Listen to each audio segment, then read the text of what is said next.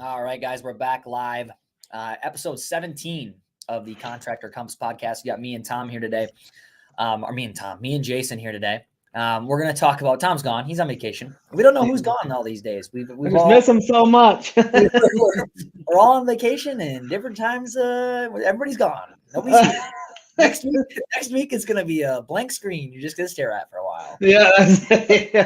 All right, guys. Topic today is just follow up. The art of follow up is actually what we're putting on the title. But so me and Jason been chatting a little bit, just honestly BSing. We should have went live with you guys 10 minutes ago because we've just been talking about we've just been talking about some cool partnerships or interesting partnerships that are happening in the industry and lead gen and all that good stuff that we like to talk about.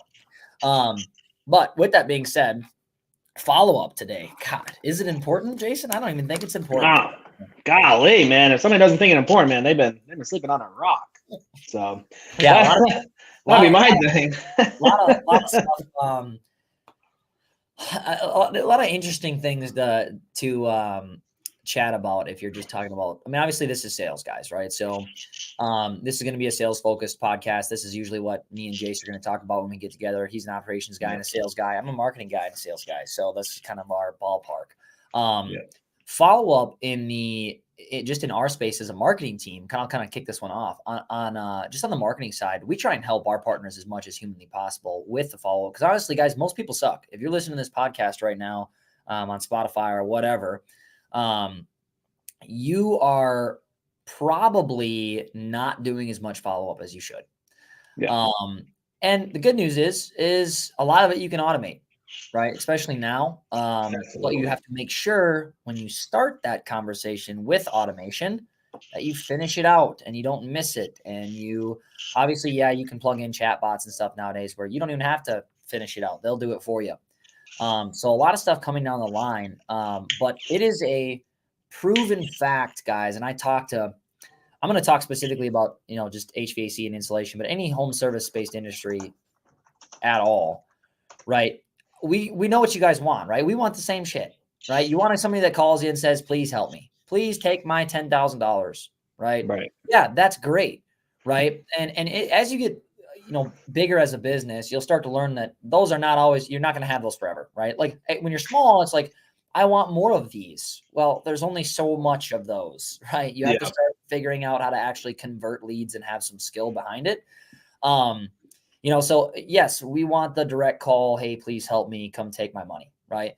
But in reality, it's going to take 3 to 5, maybe more touch points, right? Usually 3 to 5, to book a customer, especially if you're running any type of paid ads program on like Facebook or any disruptive platform, Facebook, Instagram, YouTube, TikTok, any platform where you're piquing their interest and you're bringing them in as a lead. Obviously, guys, I'm talking about the marketing side of the things right now in terms of follow-up, but that is going to be a major factor because they're interested, right? You've got them interested with a hook or with an offer or with whatever, right? They're listening to you, but they don't know for a fact that they want it. Right? They're interested to hear you. And so it's not, this is where we get guys that are frustrated. I called them twice. I can't get a hold of them. Why would they fill out their information? It's because you piqued their interest. They're not broken down right now. They're not dying. Exactly. Yep. So that's a big part, right? And a lot of people here's the deal. I was the type, right, in sales, 20 years in sales, and I wanted one and dones. And that was my mentality. Now, follow-up was also part of that one and done strategy because I needed if I didn't get my yes and no, I need my yes and no quick so I can get it off my books. Yep. And you don't want to have, because for me, I don't need a massive pipeline. I don't want a massive pipeline that I got to keep touching. Because I have a little OCD in me, I'm going to keep touching these things. And now my day just keeps dragging longer and longer and longer. So as far as my pipeline goes, you can't, like in that sense of anxiety will kind of start to build if you're like that type A personality where you got to get this done and you got to touch every single one of these accounts and you'll keep doing it. So you got to develop a system. You got to develop a process. There's 100 million ways to do it, right? And I'll give you one. I'm going to kind of just give the secret to one that almost every conference I had gone to, they kind of had something very similar. So I just compiled it together, and it's been one that's worked very, very well. You want your one and done, you get out to the customer, you talk to them, right? and they're not going to move forward. They got some objection that you can't overcome, or you weren't able to block it during the presentation or whatever, right? At that point, you got to set appointments. Everybody hears appointments. This is like the old cliche, right? Everybody sticks to appointments more than just saying, yeah, I'll touch base with you next week, right? Yeah. Set a date, set a time. Mine, I kept it the same day and I kept it the same time in the same pattern, right? So it was always 2 days from the day I met somebody. So it'd always be either Wednesday or a Friday. Always was the exact same. It was always at 2 p.m. So for me, I just worked in the numbers twos, and it kept it simple for me, right? You just got to keep it simple. So every Wednesday, every Friday, 2 p.m. If I met with somebody on Monday, that's our time. If I met with them on Tuesday, it was still going to be Wednesday. So all my follow-ups happened at that time. If a customer says, no, I can't, it's got to be whatever time of day, fine, you can work around that. But with all that being said, if I can keep the bulk of them at the same time, I can bang them all out. So I know in my head systematically I'm adhering to this schedule that I've now set for myself, because the hardest part of follow-up is getting around to doing them. Yep. And the other thing is too, is if you're trying to do it where it's just willy-nilly, I'll get to it when I want to, 90% of people don't get tasks like that accomplished. Correct. You got to discipline yourself, and you got to be able to just start in the beginning, set the schedule, develop a behavior out of it. Then it becomes super easy. In the beginning, it's going to be kind of a little bit of work getting the schedule, getting all that done. Yep. And what I'm trying to walk people through right now is the fact of the human emotion that goes into follow-up. It's not a superstar extravagant part of the job. Not a lot of people like to follow up with Bob. That call probably didn't go 100% when you were there. Nobody wants to really do that and touch base with Bob. But here's the deal. You touch base with them on Wednesday. You call them up, say, hey, we're going to move forward through here. What I do on my follows after that point off the first initial one is called a 1357 14 21 35 or 31. And what that is I touch base with them then at that point. So I touch with them on Wednesday. And if they don't answer my call, they stay with me for at least, I always try to keep it about 14 different attempts. And then that's it. And everybody was a 1357 14 21 27 31. And that's how that whole system works. And I touch base with them. And then after you're touching base, so those are my days. So what about the time, right? A lot of people say, well, what about time? Well, you got peak time. They call it prime times. Your prime times to get a hold of people is absolutely going to be in the morning hours. So anytime between 7 a.m. and depending on where you're located, right? Don't be calling somebody in California at 7 a.m. If you're on the East Coast, you can really piss somebody off. Yeah, you will. So you got to know where you're located if you're doing this. If you're local and you're a service company, this is super simple, right? They're all in your area. 7 to 10, 7 to 11 in the morning. That's your peak time. Between 11 and 3 p.m., that's your admin time. Do all your book work, your file mechanics, do all that stuff during that time. Try to generate a little bit more. But then your peak time, again, is your PM section, right? So now you're going to be touching these accounts for the second time in the day. So you have an AM attempt and a PM attempt. And your PM attempt now is going to run roughly between 4 and about 6:30, 7 o'clock PM. That's your other attempt. You do your 2 attempts, 1, 3, 5, and 7. 1, 3, 5, and 7, 2 attempts, AM and PM attempts. After that, it's 1 attempt. You're also mixing into this like a little recipe. You're throwing in a text message at the same time. You're throwing in an email, but you're not doing the same thing. Yep. All I'm trying to do is generate a response. I need this person to talk to me. I don't care if they think I'm bugging them. Everybody that hates doing follow-ups, if you find out and really dig into them, which they probably shouldn't be in sales anyways, it's because they don't want to bother people or inconvenience them. You got to get over that fear. And you got to get over the fear of the phone. So 9 times out of 10, 40% are going to close on follow-up. That's just the statistics. And these people have either forgotten or just got so much going on, they haven't gotten to it. Yeah. You do have those people that are hitting the FU button.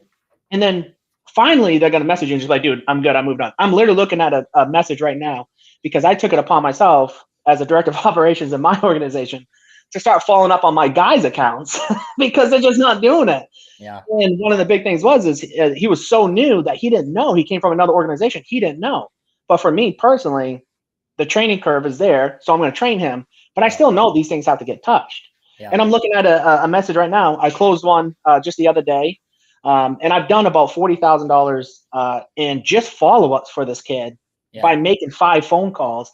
But I'm looking at one and she says, hey, I'm not interested. I went somewhere else. That's perfect. I need that decision. You Correct. got to get comfortable with the no, right? The no is going to happen. You're Yeah. going to get a lot more no's than you get yeses, obviously. But Hell yeah. now I can dismiss that opportunity, and I feel good because now I'm cleaning shit up, right? It's like cleaning your room up. Now it's not wondering. God, I fucking hate Yeah. that. Yeah. Or your pipeline is godforsaken long, and That's you're like, terrible. man, I got to get to these accounts. And then they never hear from you. People respect the fact that you're actually, because not a lot of home service companies are doing this, Yeah. are actually following up with it. They quote drop and they leave them, and then they're Very gone. rarely they'll follow And up. almost every contractor does that nowadays. And that is the worst feeling. So if you're following up these people, don't think you're bothering them. You may some, and you may piss a few off, and that's fine. Yep. But they'll let you know. And it's their problem if they don't pick up, right? They're not picking up the first 15 times I call them. We'll pick up, right? Or you get that guy that picks up and says, hey, man. And I tell him, yeah, this is Jason with so-so, blah, blah, blah, right? And I go through my spiel. He's like, oh, man, I'm sitting in a meeting. You know, I really can't talk right now. Dude, why did you just pick up that phone then? I just want to ask that before we get off. Yeah. Why did you just pick up if you're sitting in a meeting, you can't talk on the phone? Yep. He could talk on the phone. He just doesn't want to talk to me. So that's it. Absolutely. 100%. And I think there's something to be said about that. That's a really good kind of golden nugget there in terms of the structure, like actually giving something tangible.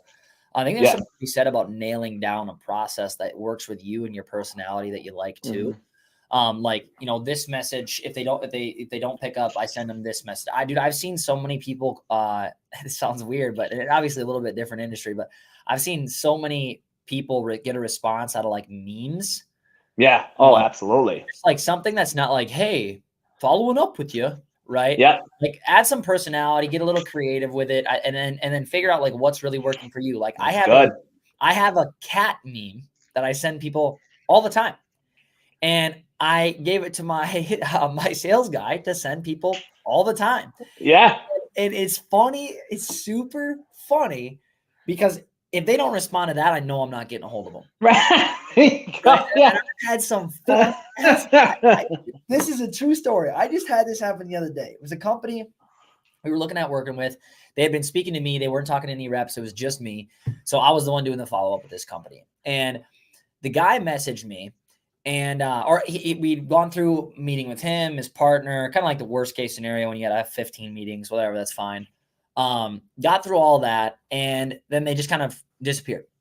And I remember I tried this guy a few times, and I sent him this cat meme. And I don't even remember what the hell it says. It says like, "Are you there?" I think that's all it is. But it's like this. It's funny, right? Yeah. And he sends me back. This guy hasn't responded in weeks.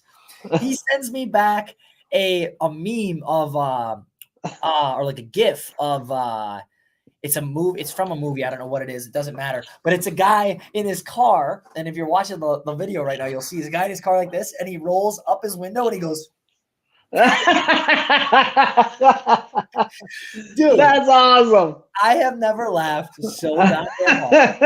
And I said it, it just sparked up this normal conversation. I got what I needed, right? And he's like, yeah, like that was the best damn response I've ever seen. And that's it. He's like, oh, you know, this, that. He goes, call so and so. He goes, I'm, you know, his partner. He goes, I'm tied up with someone. He goes, call him, get an answer. I call him. That's it. Conversation. That's perfect, because now you became a human to him and not a salesperson. That wall was no longer there. You broke it down with something that was normalized for him, and that was actually probably his language, right? That's probably something that they love to do around the office. Yes. But man, yeah, that's the best way to break the ice so find a on structure somebody that works for you instead of just this gibberish. You know, try everything. Just trying, you. Just follow. Yeah. Try everything. And people move to the video, right? I know some people, that's not their strong point, but they've sent video instead of sending them a text message, right? 100%. And it's actually sitting in their office, right? Like, hey, Patricia, I just wanted to touch base with you. This is Jason. You're a real person, because what you are doing, and that's to your point that you just made, Correct. you're trying to normalize this conversation.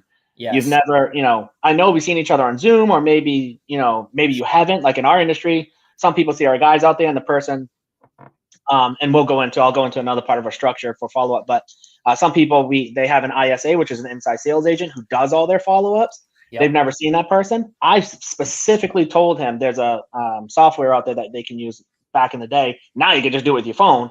And I would say, hey man, record a video, and it's got to be specific to the customer, right? Don't make a blanket one, but always call the customer out by name, right? And there's strategies out there for that. And there's companies that got really big by doing this. And I forget the name of that one company. They were the biggest ones in the space doing it at the time. And that was like 7 years ago. But You do it, right? And you call the customer by name. Hey, Patricia, this is Jason. I just want to touch base with you. We have X, Y, and Z out there, and we just want to see, if you're looking to move forward. What I did want to tell you was this, right? Number one, you can get a lot more of a message across in a video than you can with text messaging. Yeah. And also, too, they can see your personality, and they can see how you're coming off. People read messages a lot different than you intend them to come across. I would not be dating my wife if I did not have a face-to-face with her in the beginning. Yeah. I'm not dating my wife, but I would not be married to my wife if that was the case, right? So at the end of the day, I think that's one of the strong points is let it fit your personality. But if you're shy in the camera and you're very awkward, don't do it. Yeah. Find something that works. Do the memes, right? You're probably I got this lady in the office. We have a full community chat. She's phenomenal at memes, and she sends one every time she goes to like lunch. She'll send like a different goofy one, and it just gets everybody laughing for the day. And then we all look forward to them every lunchtime. So, but it's super cool. I think it is changing. I think video works really well. We had a guy we hired in house here for a service a while back, and it was not a cheap one. And I was sitting on it a little bit, and he waited like 2 or 3 days after we initially met and sent me. We had talked. He had a zebra. I know that's weird, but that's awesome. So he sent me a picture or a video of him outside. He's like, "Hey, Colton, just want to touch base with you. I'm out here with my zebra." And like whatever the hell it said. I don't even know what it said. I know. That is awesome. No idea what the hell it said, but I responded. Yeah, that's it. I'm with my alpaca Walter right now, right? That's amazing. But it's again, it's normalizing it. So I'll give you guys another strategy too, and I kind of alluded to it just a minute ago. An ISA, get an inside sales agent. If you have technicians, you have two options: drilled into your technician's head and and herd a bunch of cats around trying to get them to do it. Or what I tell my guys is this: I say, hey, listen, all my technicians and sales guys, you need to do 2 follow-ups, and I'll be watching for it, right? Especially if you're using software like ServiceTitan and whatnot, it's very easy to monitor follow-ups. You guys have 2 follow-up attempts. If you're not making your 2 follow-up attempts in the first week, and I see no notes on there, no file mechanics, we scrub your files from you and we give them to the inside sales agent who's making a commission on them. Yep. So if you see that name of Bob Smith, who you just went to, pop up because it sold, because Bob Smith just needed a couple days to think about it, and you didn't touch that file, do not come back to me griping, right? Saying, oh my gosh, I need that towards my goals or my numbers. No, it don't work like that, because here's the SOP and here's the protocol. So what that does is it sparks. For those who are, it will only burn them once or twice. And I promise you, once you start taking that away from somebody and they see that stuff can sell, and somebody's sitting on their butt inside on a phone, closing their stuff left and right, making money on it. Correct. They start to do their follow-ups and they follow their process. And now they hold that stuff to themselves, to the point now I got to tell them, hey, dude, you're holding on to that way too long. It's like day 45. Let it go. Right? Yeah. No. It's going to close. Bob's going to come through. No, Bob's not coming through, man. Let it go. Bob's going to come. Dude, did you send the cat meme? I'm just saying. Bob moved. He's gone. He moved on. Bob moved on. So, and it's things like that, man, that you can implement. And like I said, you burn them once or twice on something like that, they'll figure it out real quick that this is a legit thing. But if you don't do it, man, they're going to sit there. I've worked in the companies and I've seen just year to date, 6 months worth. I've seen anywhere from $3 to $5 million of unsold estimates just sitting there and nobody touching them. Well, that goes back to the fact that, it just goes back to laziness, right? It's like, we want the direct call. We want this is what I want. Get over it. It's not what you're getting. Yeah. The cherry picking, you'll find that we had a technician. They only wanted to have a certain type of lead that came through to them. And if they didn't, they spent maybe we would figure it out, right? I'd look at work time and I see 20 minutes and I found a pattern real quick. It's not hard to. I said, okay, dude, your average work time on this type of lead, and everybody knows which ones it is, I'm not going to call them out, is literally 20 minutes. You get in and you get out. You're not servicing the customer correctly because our name is on your t-shirt. I just want to let you know. This isn't for your benefit. But then if because he wanted to get to that other one that he knew he could close very easily. And that was the same with your main sales guys if they get quote unquote tech leads, right? They convert at 65%, man. I'm only giving that to you to help you continue with a paycheck, right? The real task is the test is closing the new customer, right? They're a 35% conversion rate. So you need to work a little bit hard. That's going to show me if you're a true salesman. I'm giving you a tech lead because you should be able to close out with your eyes closed. So It's things like that, man. You're definitely going to watch, but implement some systems and processes in place that we've kind of gone through today, and you'll see your numbers. Just that alone, your numbers will skyrocket. Yeah. So, Yeah, and it doesn't have to be rocket science. I mean, you can automate half of it. I mean, for example, like when we one thing we started doing a lot with smaller companies. It's harder to do with bigger companies because that's usually not. We'll do it with the owner if it's a bigger company. Anyways, I'll tell you what it is and I'll explain. So, when we send out initial nurture sequences right away for every company, no matter what. So unless they have like an automation in the back end where they don't want us to, but usually they want us to. So we'll send a text message, email, voicemail drop in the first 3 minutes. But the big thing is attached to the first text message is a Loom video. And we do it for us. And then we do it for all of our partners that are willing to do a video as well. And if it's a smaller business where they have like, let's just say they have one main comfort advisor or one main estimator or whatever, right? Then we'll go and we'll have this video and it'll have something along the lines of, hold on. What the heck is that? What you got? I don't know. It sounds like a band of mice in here. No. Oh, really? No. I think it's the cat meme is getting you. I'm telling you, people that are listening are going to know what I'm talking about. Right. They're like, man, he's having it to the whiskey behind him. Dude, I was losing my train of thought. Like, right. Exactly. I'm going to have to try to see if I can hear it. When I hear it again, I'm going to tell you. It's like, it sounds like somebody squeezing a bunch of balloons. Oh, you want to know what it is? It's probably this. It's a chip clip. It is. Is it this? Yeah. Yes, it's that. Oh, that's okay. Wow, you can hear that? Oh, dude, it's loud. Oh my gosh, that's awesome. Good thing I don't have no crazy background noise going on in here. Oh my God. All right. Sorry for getting here. Yeah, that's awesome. Jason's playing the chip clip over there. Chip clip. I just wish I had the chips to go with it, damn it. Okay, anyway. So attached to that text message, we do a video. And if they have this works really well with small companies if they have like one comfort advisor or even two. But if they have one like main one, we'll have him do the video. Yeah. So then he'll do, hey, this is John. I just want to let you know what you can expect when I come out, right? And we've been in business this long. This is how we do things. We're not going to try and sell you everything under the sun. Happy to help you. Let me know when I can personally come out to your house, right? Or vice versa, if a bigger company will get the owner on and, hey, this is Tim. I'm the owner here. One of my guys are going to probably come out. This is how we operate. This is the standards we hold. If you don't feel like you've been given that type of service after we come out and visit you, you give me a call personally or whatever, right? But this is what you should expect from us. Puts a face to the company. Yeah. Actually, believe it or not, will stop people from getting 100 bids. Because they feel like they have a little bit more connection, a little bit more rapport built, especially if that guy, it's really cool if it's the owner in the sense that like, okay, the owner took the time to do this and tell me like, hey, I'm going to take care of you. They know it's not personal. It doesn't say their name. Right. Yeah. Right? But it's like, hey, call me at this number if this isn't what you want. And we do the number thing because otherwise there's not much value in an owner sitting there telling you shit. Yeah, right? yeah, 100%. Whereas like if it's the tech and he's showing up at your house, that also is a ton of value because then you see his face, or excuse me, the comfort advisor, you see his face. Exactly. And then it's like, oh yeah, I saw it. Yep, good. Let's hey, yeah, I saw. I love that. It's just like you just know. It's just different. Yeah. And, 100%. Video. There's a lot of power in that video. Yeah, 100%. It breaks down that wall. Just sales 101 is breaking down that wall, right? Yeah. Between you being a salesperson or a contractor and them being the customer.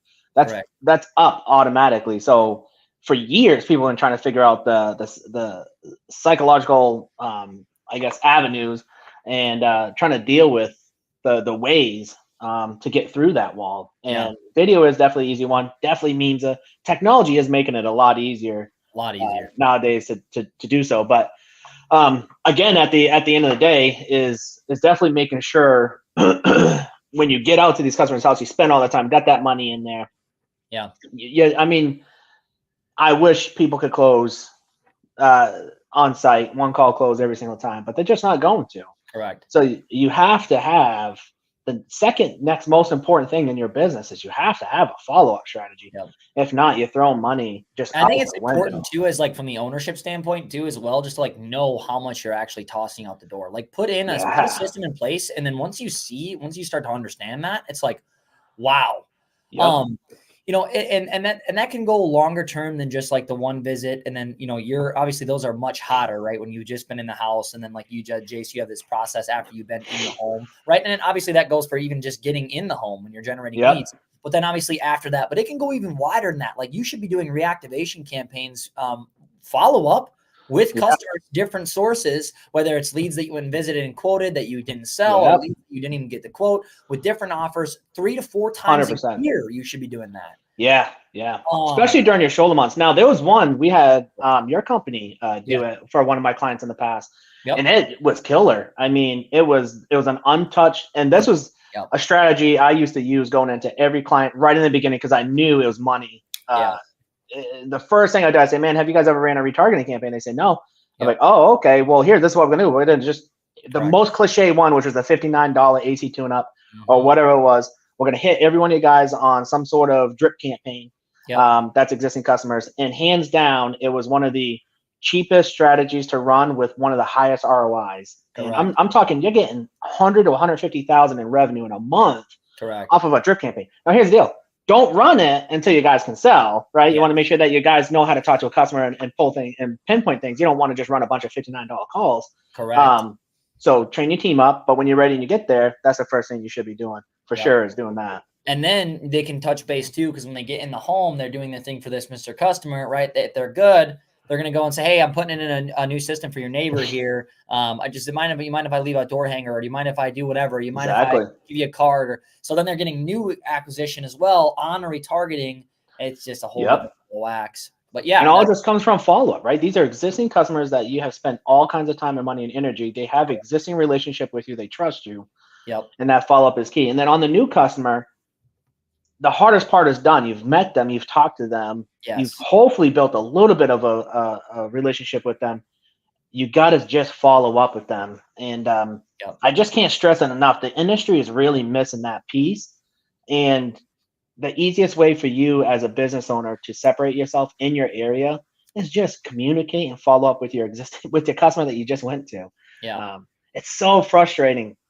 And as a homeowner, and I deal with a ton of contractors, and not only being one myself, but they come into my house, they quote me work, and then I never see them and I never hear from them. And for me, I don't have enough time in the day. Like, I will not search my phone to try to get back to somebody. I'm not going to follow so much. No, I got so much stuff going on. I need you to call me, and I need you to probably call me 2 times a day. Because in the minute when you call me in the morning, I was probably in a meeting. If you sent me an email, I probably haven't even seen it yet. So you got to stay on that stuff. Don't think you're bothering somebody. Yeah, I was just going to say that goes back to just getting over the fact of, I'm bothering people. No, there's a very good option that you're doing them a disservice. Wait till they tell you to piss off. That's it. Yeah, and you're gonna get those. And I promise you, after the first 3, you'll be so numb to it, you won't care. 100%. If you're married, you already don't care. 100%. One thing you hear it every day is something that a company could do is figure out your cost per acquisition just for a customer across the board. Just some sort of figure. And then you can kind of place a number on how much you're actually throwing down the drain. And not even in cost per acquisition for a sale, let's say. Let's just say cost per acquisition for your average lead, just from all your lead sources. This is what we pay. And then look at the ones you lose to poor follow-up, and then do the math. It'll blow your mind. It'll become the number one focus in your business. And I can tell you, as a consultant, that's the first thing I gravitate to, because it's the number one thing that's overlooked. Correct. And it's the lowest hanging fruit in an organization every time. Ignorance is not, and then you look like a champion when you're done. Right. Yeah, it's an easy W, right, when you step in. Yes, man, it is. I'm like, come on. So that's crazy. No, I completely agree. Let me see. I was gonna share something here if I can find it.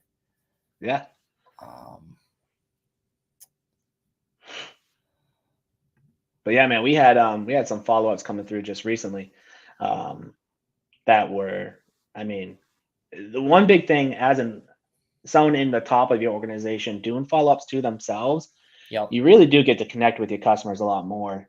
If you're still a business owner and you're the one doing all your calls and doing your own follow-ups, you're already there. But if you're kind of a little bit removed from that aspect of direct contact, Yep.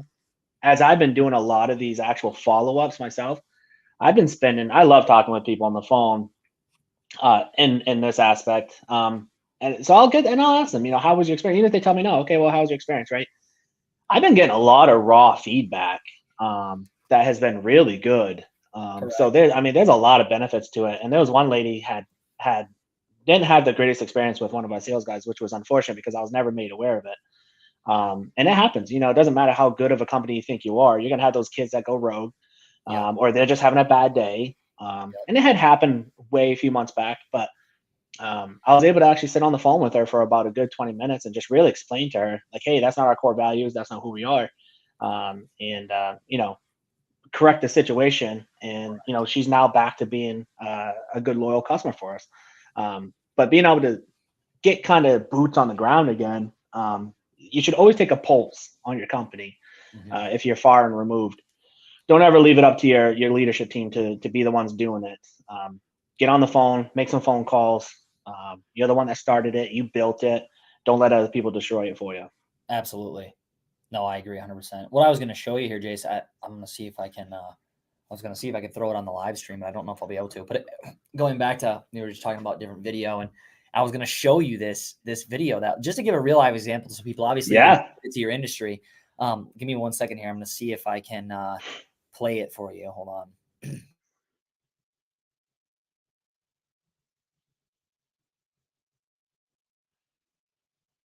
So I'm going to play this. And for the people that are just listening to the live stream or listening to the podcast after the live stream or whatever it might be, this is a service, and I don't know, I don't really care. We were hiring more sales guys.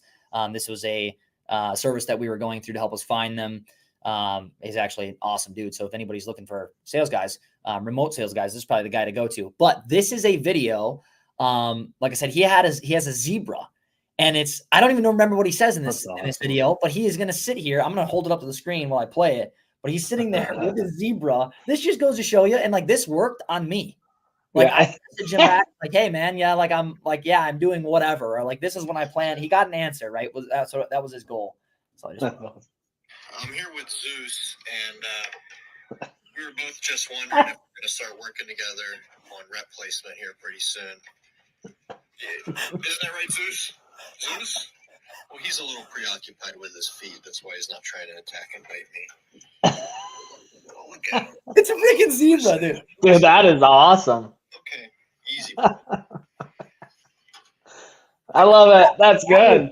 That was it, guys. All he said was, hey, I'm wondering if we're going to work together here on rep placement, right? We were looking for more sales. Yeah. That's perfect. That's all he says to me. And it's a video of a freaking zebra. Anyway, just going back to our point of something interesting, something custom. I love that stuff. Yeah. And it's so unique now. There's so many content creators. As you're going through things just in life in general, look at how some things are created and how simple something can be that can relate to, that people see on the daily. And you can take something like that and put it in front of somebody. Don't follow the old systems that have been in place for many, many years. People are kind of they're bored of it. It's played out, right?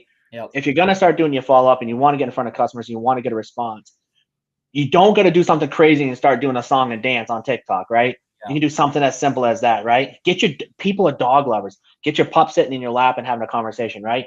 Just something basic, right? Yeah. Sit with a glass of wine and say something to somebody if you're, in some type of technology or consulting business and you're a female. You just got to know your customer base. And for us in the trades, one-on-one would be very simple to do, as far as being out on a job site or doing it or, correct, 100%. It's just taking the time. Just taking the time to do it for sure. Having that's the only way you're going to hold yourself accountable to is if it's like, I do this every single time, no matter what. Yep. Right. And if it's personal to you or it's shaped to your personality. It's funny because like we said in the beginning of this podcast that we were going to name it the art of the follow-up or the art of follow-up or whatever. Right. And it really is like, it is an art. Yeah. Like it can be like there are people out there who their position is all it is to set appointments, and that could be follow-up appointments. You think they get pretty damn good at follow-up. Yeah, And absolutely. I That's why I love the ISA position, the inside sales agent. Yeah. It's a commission-based position, and it's something to where your follow-ups never get overlooked. Correct. And as long as they're familiar with what they're doing, they can be very, very useful. And it can be one of the biggest. I had our follow-up guy. I mean, he'll do anywhere between 120 to 200,000 a month in sales, sitting on a phone, right? And that's money month over month that would be wasted. Gone. Not that there. Nobody would even paid attention to. Yeah. It's like having an entire whole new department just with one guy. Correct. So. And just to put this in a scale, guys, I know a lot of guys probably listening to this are like, you're hoping to do 150,000 a month in your entire business. Right. Yeah. So like, just take that into consideration. Yeah. So 100%. You're like, oh, I'm running around and I'm too busy and I can't make a system, follow the damn thing. A lot of you guys that are, I'm the owner and I'm selling and I'm setting the appointment and you're in a shitty position right now. You're going to have to eat crap for a while. Right. 100% commission paid position is one of the easiest ones to get someone to do. You can find these kids nowadays, or if it's remote, like find a software that somebody can do remote for you. This is where you got to do it. And you can find anybody in sales doing remote. People will work at home and you only need them to call part-time during those prime time hours. Give me 3 hours in the morning, give me 3 hours in the evening. That's all you got to do. Yep. And if you got that many clients and that many followers, you might not even have that many. And just let them work your book of business. And it could be part-time. And like I said, it's one of these things. Get your cousin to do it. Get your niece to do it. Get somebody to do it. Yep. No, absolutely. I agree. Jace, anything else you want to wrap this one up? Any other big points? A lot of money. No, I mean, my thing is definitely automation is going to help you as well. There's software out there that can do automatic drip campaigns on follow-ups. So definitely look for things that can help you. The easiest, kind of lowest hanging fruit stuff. Automation's one. But then at the end of the day, you have to put this a little bit higher on the priority list, because this is going to be one of the things that can be the easiest way to generate revenue for your business. That's already sitting there. You don't have to go out and create, new pathways or new divisions or departments. You literally have money just sitting right there on stuff you've already done. Yep. And it's important to mention that if you're that guy, a smaller company, and you're like, oh, I don't have time or I don't want to, you might know that you don't want to. I want the sale that's there. That's what I'm good at. Just bring somebody on to do it for you then. Yeah. Who not 100% commission. Who not pay them 4.5% or give them 10% across the board. If your margins are set right, 10% across the board ain't gonna hurt you at all. Yep. And work a non-acquisition, but oh dang, I forgot the word. But anyways, you can move them down on the scale. Typically set at 30%. Call somebody. My biggest pitch is, hey Bob, this is Jason, I'm director of operations with so and so. Your file came across my desk. We have a couple installs that opened up, and one thing I want to do is make sure my guys stay working. So this is going to be a win-win for both of us. So what I'm going to do is I'm going to drop it to here for you if we can get you on the schedule for this month, right? And I'm really pushing numbers for that month, right? And that's one of the quickest ways. People are like, oh, okay. And then you're shooting them a text, you're shooting them an email with the same information, and you're leaving a voicemail if they haven't picked up, right? And then you just set your follow-up and keep following up. Yep. No, absolutely. I agree. All right, guys. Well, there was a lot here. So feel free to re-listen, or obviously, you can comment on any of the pages or anything if there's any topics that anybody wants to chat about. Like I said, we got Tom gone for the next couple of weeks, so me and Jace are going to be tearing it up here for the next couple. It's probably just going to be like a lot of marketing stuff, a lot of sales stuff, a lot of ops stuff for Jace. Who knows what we'll talk about next week?